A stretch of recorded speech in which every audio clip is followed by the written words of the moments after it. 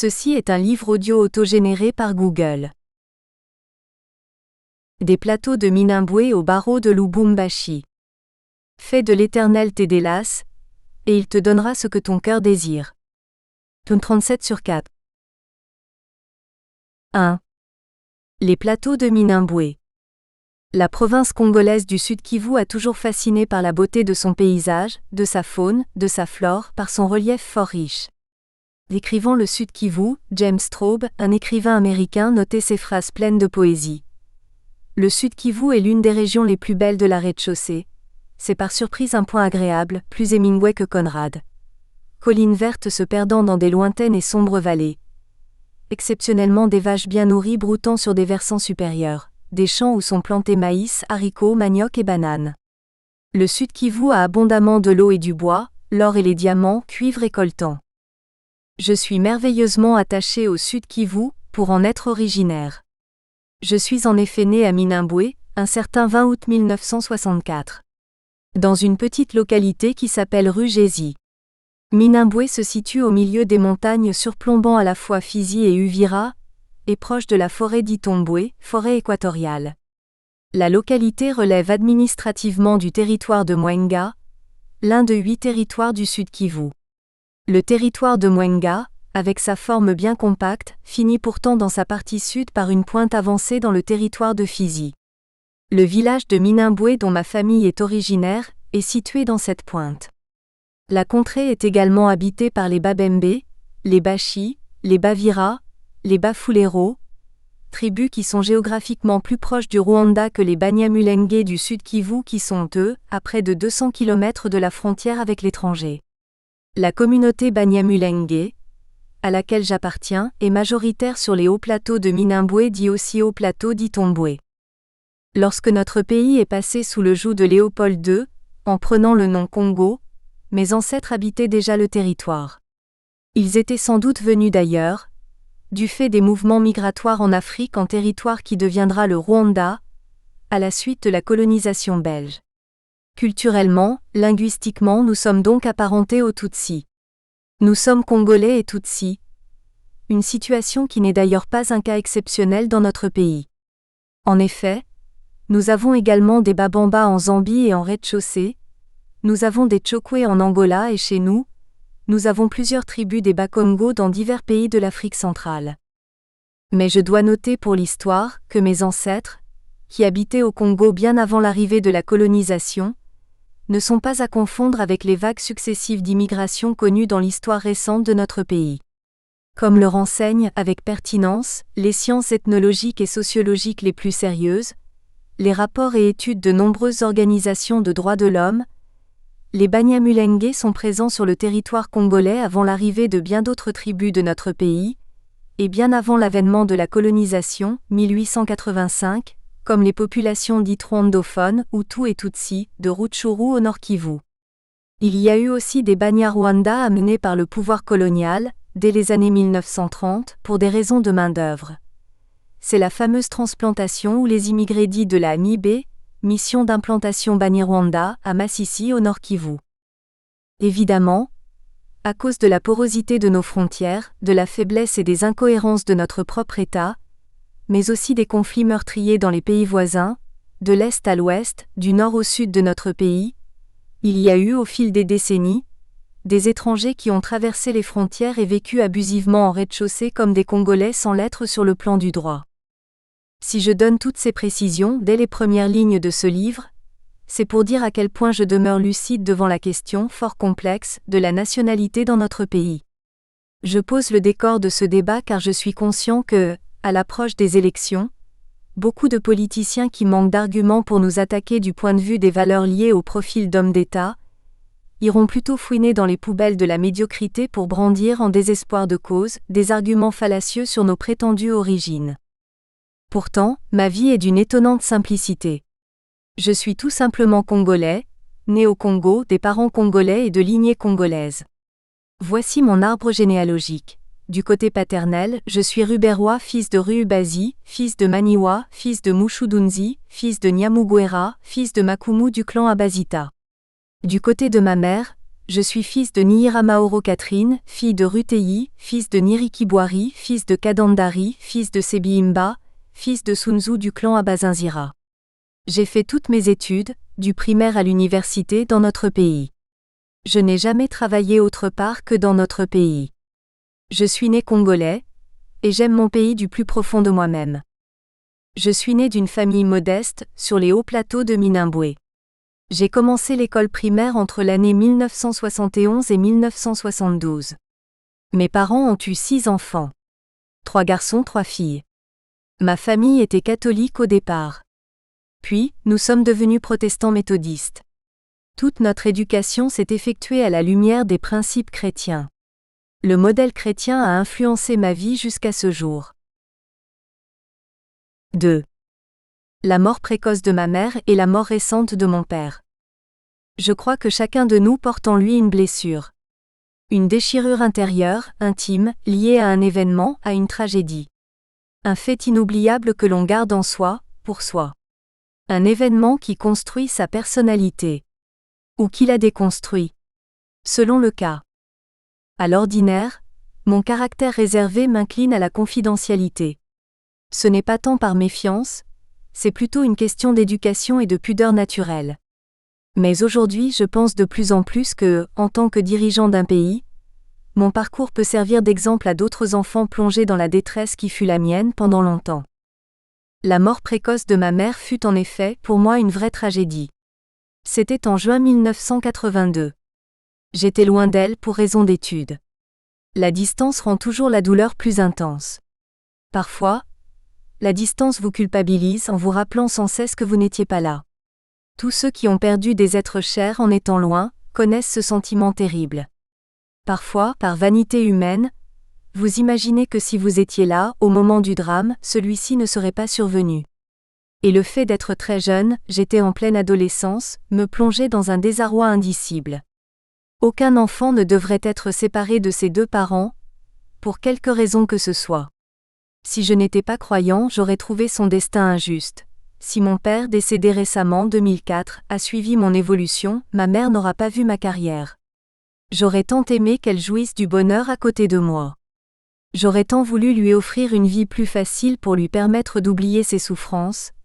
Elle qui m'enfanta en pleine rébellion mouléliste en 1964. Elle qui a passé toute son existence dans les rudesses des plateaux de Minembwe. Quand je pense à ma mère, ce sont souvent ses pleurs qui reviennent à la mémoire. Oui, des pleurs d'une forte intensité. Nous sommes en 1980. Je viens de terminer la 3e année des humanités pédagogiques. Je me retrouve du coup devant une impasse. Dans mon village, l'école s'arrêtait en effet à la 3e année des humanités. Tout élève qui veut aller au-delà de ce niveau scolaire doit par conséquent quitter le village. Or, étant suffisamment appliqué, ma famille souhaite me voir continuer mes études. Je devais par conséquent quitter les miens pour poursuivre ma scolarité. Après réflexion, mes parents vont fixer leur choix sur des cousins vivant entre les villes de Kalemie et Moba, dans la province voisine du Katanga. Ils étaient en mesure matériellement de supporter mes études. La décision est donc prise. Je devais poursuivre mes études à Kalemie. La séparation avec ma famille est à la fois triste et affreuse. À cause des pleurs de maman. Des pleurs que je trouvais sur le champ disproportionnés. C'était presque traumatisant. Savait-elle par intuition maternelle que nous ne nous reverrions plus? Ces pleurs vont m'accompagner le long de ce triste voyage pour Kalemie. J'y suis inscrit en 4e des humanités, à l'Institut de la Lukuga situé au camp militaire des Marines. C'est dans cette école que j'obtiens, en 1984, mon diplôme d'état baccalauréat. Quand depuis le Nord Katanga, j'apprends la mort de maman, c'est tout mon univers qui s'écroule. J'ai vraiment eu difficile à le croire. Il fallait que je me rende au village, Sud Kivu, pour constater qu'elle n'était plus là. Elle est morte suite à une maladie bénigne, dans un dispensaire à Bijombo, un des groupements qui surplombe Uvira. Dans mes moments les plus personnels, mes pensées vont souvent vers ma mère. Je garde dans ma mémoire les traits de son visage fin. Et le souvenir d'une brave ménagère. Grande de taille. Toujours préoccupée par le sort de ses enfants. J'ai toujours pensé que j'étais son fils le plus chéri. De tous mes frères et sœurs, je crois que je reste le plus respectueux des principes que nous enseignait maman. Servante chrétienne, elle a beaucoup participé à ma vie d'enfant et d'adolescent. Je lui dois mes convictions religieuses. Je les ai cultivées intensément, en voyant comment ma mère tenait à la vie chrétienne. Elle m'a tout légué. Elle a posé de manière certaine les fondements de mon avenir. Son œuvre est indissociable à celle de mon père, mort en 2004, une année après la prise de mes fonctions comme vice-président de la République. Lui aussi est mort d'une maladie bénigne, dans un dispensaire d'Ilundu, non loin de notre village natal. Mon père et ma mère avaient des caractères différents. Lui était du type colérique, alors que maman était plutôt flegmatique. Tous deux étaient ancrés dans le christianisme après leur conversion. Et ils sont morts chrétiens avec l'espérance de la résurrection. Mon père a eu l'avantage de suivre mon étonnante ascension. Il a été mon conseiller tant il connaissait les hommes. Mon père est mort, en me laissant un profond regret. Si nous étions dans un pays développé avec des moyens de communication et des soins de santé adéquats, il serait encore en vie.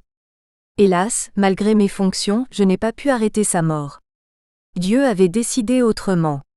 Ce que je retiens de mes parents, c'est qu'ils m'ont légué quelque chose de plus cher que de l'argent, que de l'or, que les vaches. Nous sommes un peuple pasteur.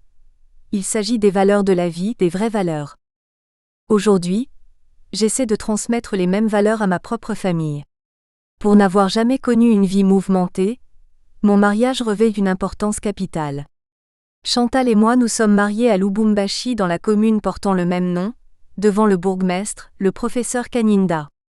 C'était le 18 juillet 1992. La cérémonie religieuse a eu lieu à l'église méthodiste de Lubumbashi, sous la bénédiction de l'aumônier universitaire Pasteur Kalombo, de l'université de Lubumbashi où j'ai été consacré diacre. Si je me sens lusois, je peux dire que mon épouse est plutôt quinoise. Elle a grandi au quartier communément nommé Plateau des professeurs de l'université de Kinshasa, puis à Lemba, quartier Salongo Nord. À l'époque, elle habitait chez une de ses SOE, dont le mari, M. Mutombo, était secrétaire général académique à l'Institut supérieur technique médical, ISTM en sigle, avant d'évoluer dans les affaires et comme leader de notre communauté. Nous nous sommes rencontrés en 1990, après mes études universitaires. Je séjournais pour quelques jours à Kinshasa, aux fins d'obtenir le certificat de nationalité. Pour mémoire, dans notre pays, toute personne désirant exercer comme avocat doit se prémunir du certificat de nationalité.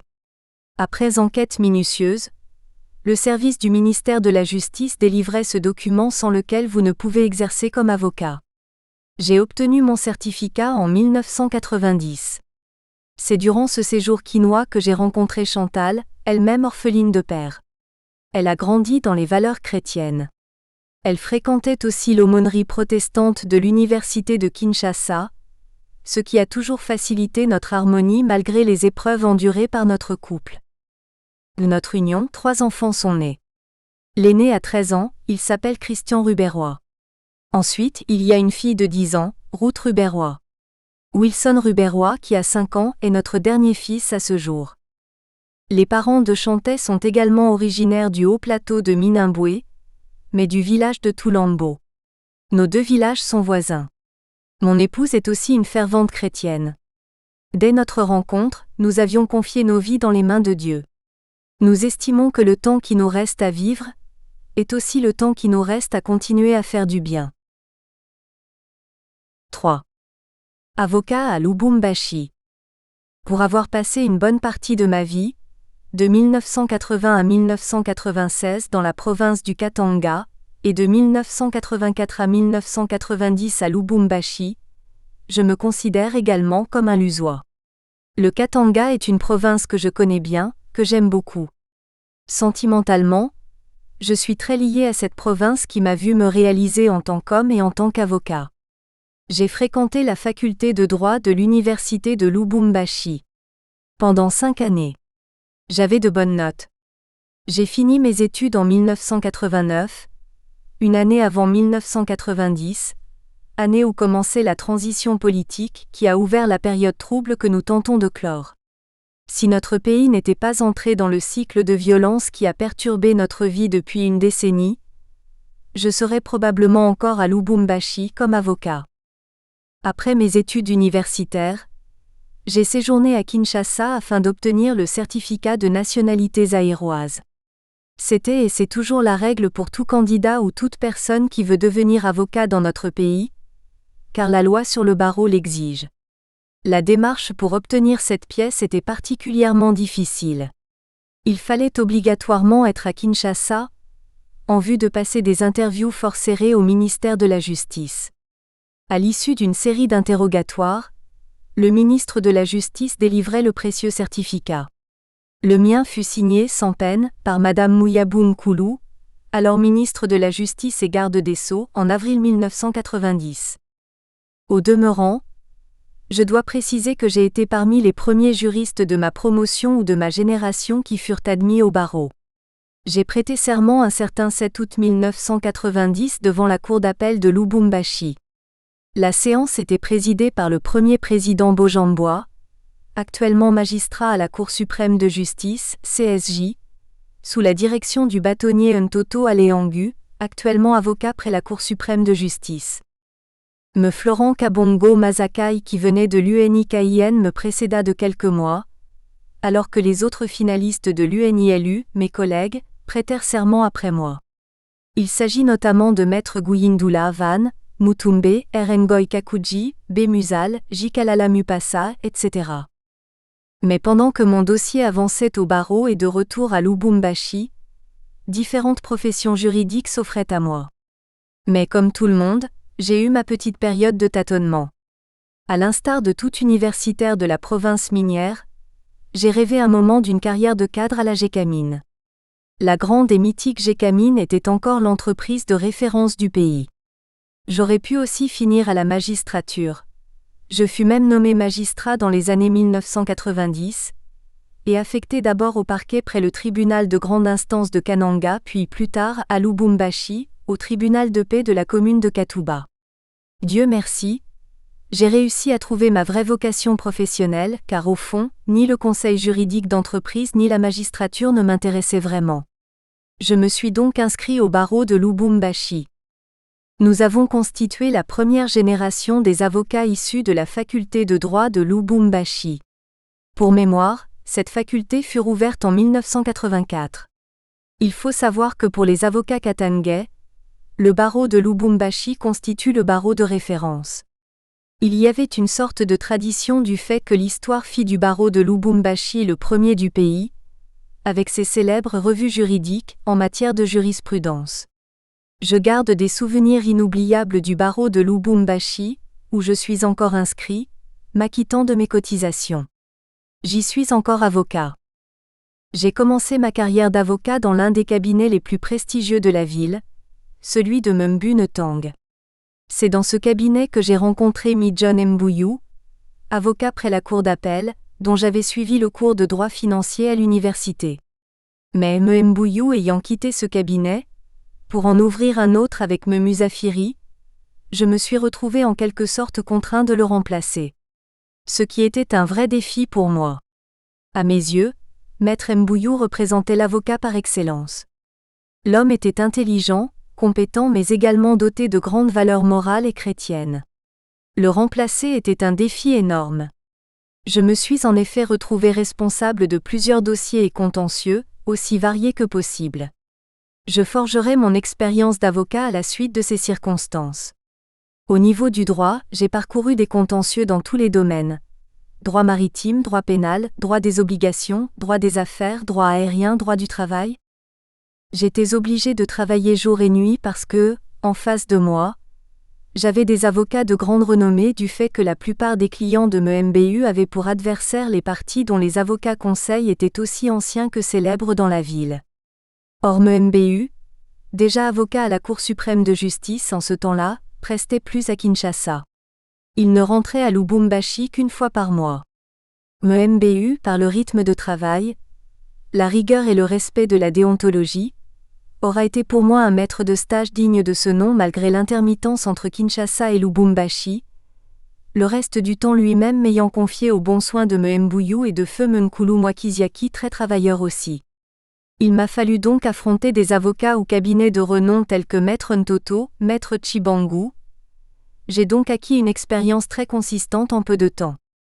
Au bout de 2 ans, j'étais en mesure d'ouvrir un cabinet avec un bon potentiel de connaissances, d'expérience, disposant d'une clientèle importante grâce à un minimum de réputation dans la ville.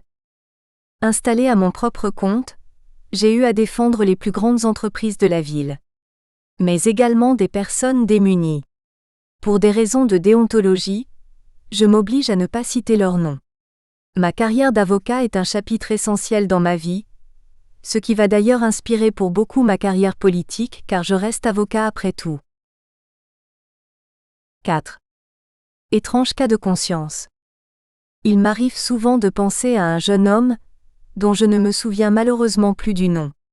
Un jeune homme de 17 ans, donc mineur. Il était de la tribu Taboa de Moba, groupe ethnique bien connu de la province du Katanga. Aujourd'hui, les circonstances de la vie nous ont éloignés l'un de l'autre, de manière inexorable, je crois. À moins qu'il ne lise ce livre. Il m'arrive souvent de penser... Nous espérons que vous avez apprécié cet aperçu. Pour continuer à écouter ce livre audio sur Google Play Livres, utilisez le lien dans la description de la vidéo.